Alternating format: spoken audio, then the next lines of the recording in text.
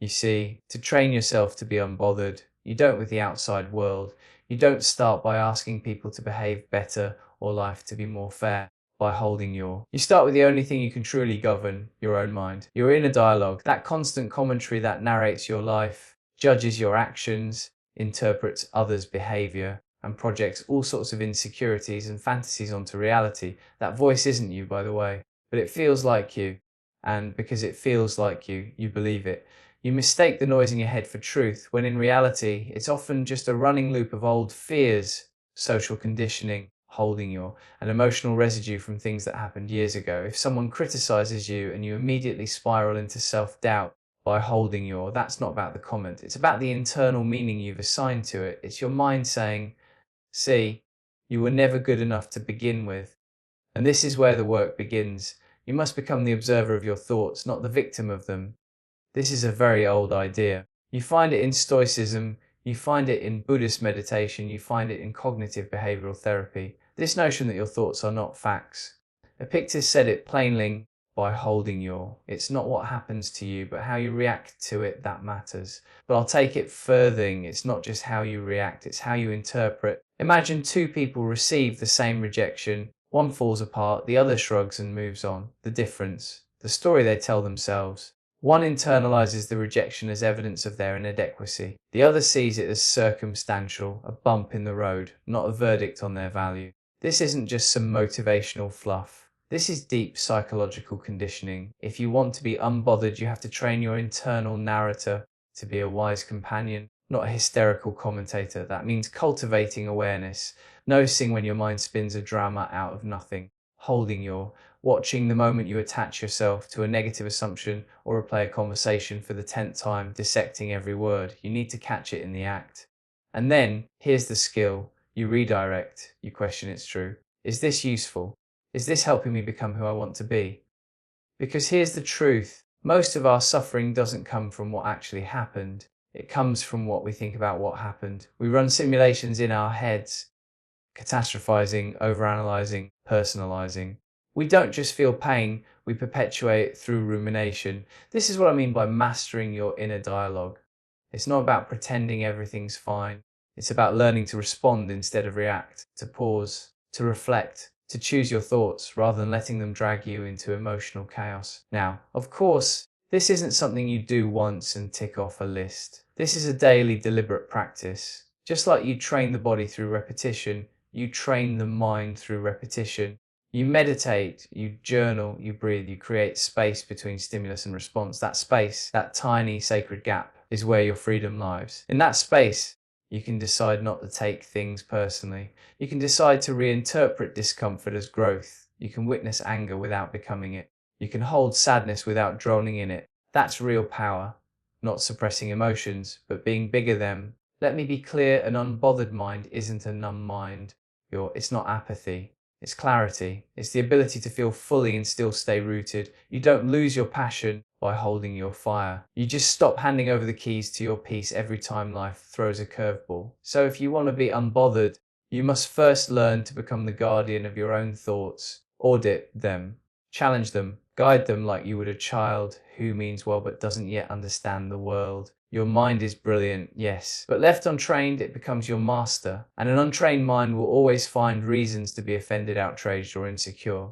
But a trained mind, by holding a trained mind remains still, even when the world is loud. It knows the difference between noise and signal, between truth and projection. That holding it knows that peace is not found in controlling others, it's found in mastering yourself. By holding you. And if you can do that, if you can take full responsibility for the inner conversation, you become unshakable. You become someone the world can't easily move. That by holding you, not because you're cold, but because you're conscious. Now, once you've begun to take control of the conversation in your own head, once you've stopped letting every passing thought act like it's in charge of your life, there's a next step. And it's crucial if you truly want to become unbothered. You've got to detach from external validation. Now I know that phrase gets tossed around like a motivational bumper sticker. Stop caring what other people think. Sounds empowering, right? Until someone gives you that look, until they unfollow you, until your boss doesn't acknowledge your work, your friends ignore your text, or someone laughs at your idea. And suddenly, without even realizing it, your entire sense of self-worth has collapsed like a house of cards. Why? Because most of us, if we're honest, have spent our whole lives outsourcing our value. We've made it conditional. Conditional on being liked, being chosen, being applauded, being seen in a certain way. We've allowed the gaze of others to become the mirror in which we measure our worth. And that, my friends, is a prison. Let's get psychological for a moment. From childhood, we are wired to seek approval. Parents, teachers, authority figures, that's natural.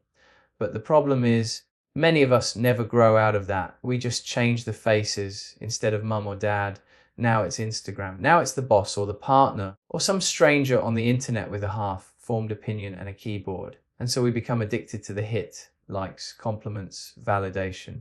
Not because it nourishes us, but because it temporarily soothes the deep insecurity we've never dealt with, the fear that we're not enough on our own. Now here's the truth. No one tells you if your sense of peace depends on the approval of others, you will never be free. You will always be dancing for someone, always bending yourself into shapes to avoid rejection or gain praise. But what happens when you don't get the response you were hoping for? What happens when the world is indifferent, or worse, disapproving? That's when people crumble. That's when we spiral, and that's exactly why we must learn to detach. I don't mean become a recluse or pretend you don't care at all. I mean decouple your identity from other people's reactions. Your value doesn't rise or fall depending on how people perceive you. You are not a stock on the market going up and down with the trends of the day.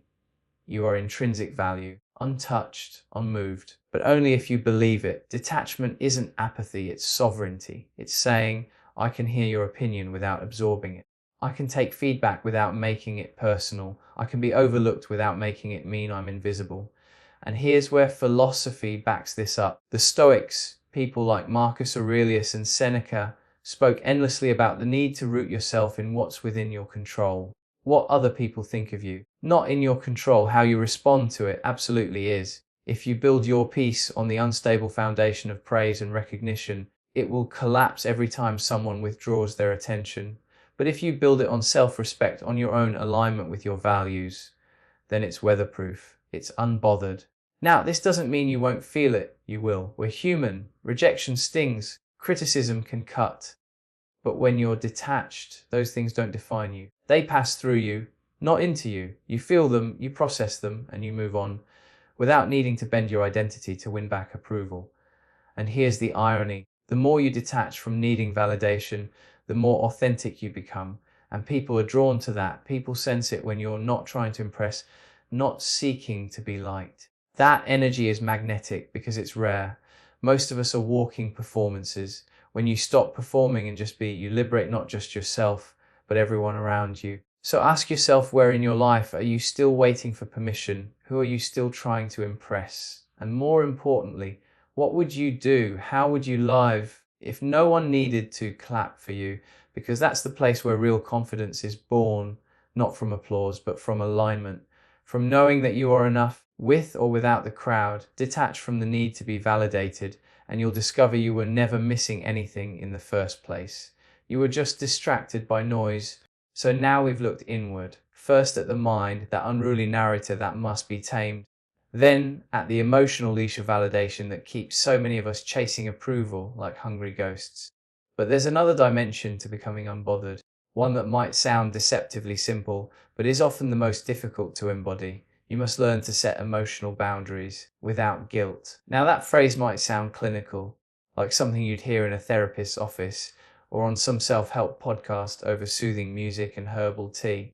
But let me tell you, in the real world, this is spiritual warfare. Because saying no, preservance, in your peace, stepping away from chaos, it triggers every part of us that was taught to please, perform, and tolerate. See, many of us are raised with the belief that being a good person means being endlessly available. That kindness is synonymous with self-sacrifice. By holding your, that love requires overextending yourself. And so we grow up confusing martyrdom with morality. We think we're being strong when we endure dysfunction by holding your. We think we're being kind when we allow people to trample our boundaries because we're afraid they'll leave if we don't. But here's the problem. Peace doesn't come from being agreeable, agreeing aligned. It comes from being ruthlessly honest about what your energy can hold and what it cannot. And this isn't about building walls, it's a building gates. You're not shutting the world out, you're being intentional about what you let in. Let's bring in some depth here. The philosopher Arthur Schopenhauer once said that compassion is the basis of morality, but he also believed in preserving one's inner tranquility above all. Because when your inner world is disturbed, when you're constantly reacting, absorbing, fixing, you become no use to anyone. You're drained, resentful, and reactive. That's not compassion, that's codependency dressed up in virtue. What people often forget is that boundaries are not something you set for others, they're something you uphold for yourself. It's a declaration: this is where I end and you begin. This is what I am responsible for, and this is what I'm not. You're not responsible for other people's moods. You're not responsible for managing their disappointment. You are responsible for your energy, for your focus, for your emotional well-being. But guilt is the ghost that comes knocking the moment you draw a line. Guilt whispers, you're selfish, you're cold, you're going to hurt them. But here's the reality: feeling guilty for taking care of yourself isn't proof that you're wrong. It's proof that you've been conditioned to believe self-abandonment is a virtue. So what do? We over-explain, we justify, we give in. We apologize for protecting our peace as if it were a crime. But imagine a world where you could simply say no without dressing it up in disclaimers. Imagine walking away from drama without needing to vilify the other person. Imagine not engaging in every argument, not responding to every provocation, not carrying every burden was never yours to begin with. That is real strength. And it's quiet, it's not defensive, it doesn't need to announce itself. It just walks out of the room when the energy turns toxic. It simply chooses silence over conflict. And not because you're afraid, but because you know who you are and what you deserve. Now, I'm not saying boundaries are easy. They will test you. People will push back. They'll accuse you of changing.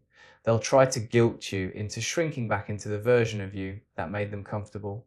But the truth is, every time you uphold a boundary, you are affirming your growth. You are saying, I will no longer sacrifice my inner peace for temporary belonging. This isn't about control. It's about clarity. Knowing when to engage and when to disengage, knowing when to support and when to step back. And the more you practice this, the less reactive you become. You no longer need to prove your worth through overcommitment. You no longer seek meaning in chaos. You realize that peace is not passive. It's a disciplined choice that by holding yours. So if you want to train yourself to be unbothered, stop trying to carry what isn't yours. Stop breaking yourself down into more palatable pieces just to make other people comfortable. And stop apologizing for protecting the most sacred asset you have, your attention, that by whole, your energy, your inner stillness. Because here's the truth, you don't owe everyone access to you. You owe yourself the freedom to be whole, the holding you. And that freedom begins the moment you stop explaining your boundaries and start embodying them. So let's imagine for a moment that you've done the inner work.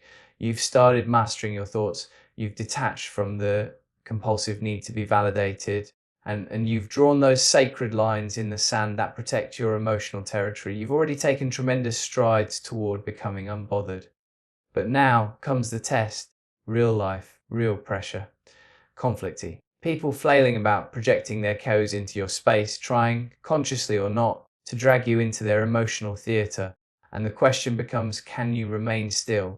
Can you stay centered when the world around you begins to shake? This is where most people unravel.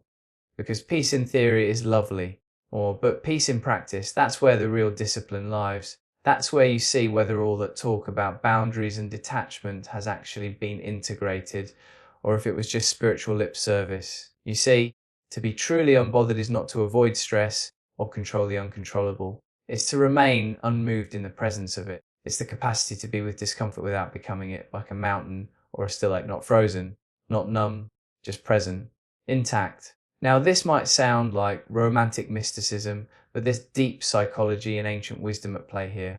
Let's talk about the nervous system. When you're confronted with threat, be it criticism or uncertainty, your body reacts before your mind even catches up. Heart rate rises, breath shortens, muscles tighten. The amygdala, that ancient part of your brain responsible for fear, hijacks your calm and whispers, react, defend, attack, escape. And if you're not trained, if you haven't built inner stillness as a muscle, you obey. You lash out, you withdraw, you spiral, you become the storm instead of the sky watching it.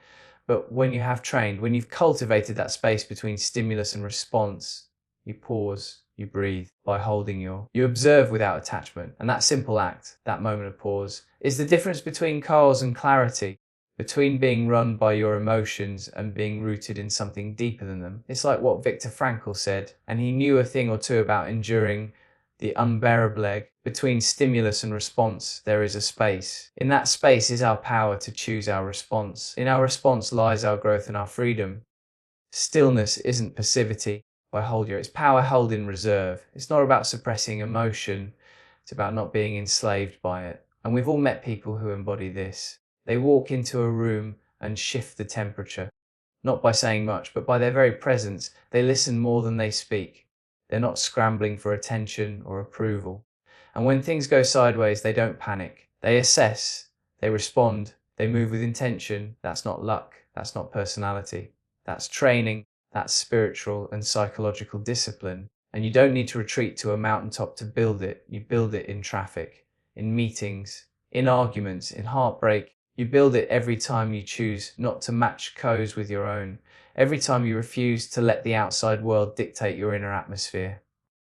And yes, this is hard, because the world is loud. It's fast, constantly trying to provoke a reaction. Social media is built to hijack your attention. The news thrives on outrage. Conversations have become battlegrounds. We live in a culture that rewards impulsivity and penalizes introspection. So to remain still, to be unbothered, is almost a rebellious act. But it's the rebellion that sets you free. Because when you can stay calm in the heat, you don't just protect your peace, you amplify your power. You make better decisions. You see the game being played rather than getting caught in it. You move from reactivity to intentionality. And that shift, that's evolution. Now, I'm not saying you become emotionless. You'll still feel it, anger, sadness, frustration, all of it. But you'll feel it from a place of awareness, not attachment. By holding you won't be dragged by your feelings. You'll hold them like weather passing through your sky. You'll learn that the storm always ends by holding and that the calm beneath, it was always there. It was just buried under noise. And maybe that's the point of all this, to remember that the real you isn't the panic, that by holding anger isn't the fear. The real you is the awareness behind it, the stillness that watches, the calm that waits. Option that by holding that's who you are when you're not being pulled in 10 different directions. So if you truly want to train yourself to be unbothered, don't just seek peace. Practice it. Breathe when you want to react. Stay quiet when you want to defend. Walk away when your ego demands retaliation. Over time, that stillness becomes your default, not your exception. And in that stillness, you'll find something most will spend their whole lives searching for, not just peace, but power. True power doesn't scream, it whispers.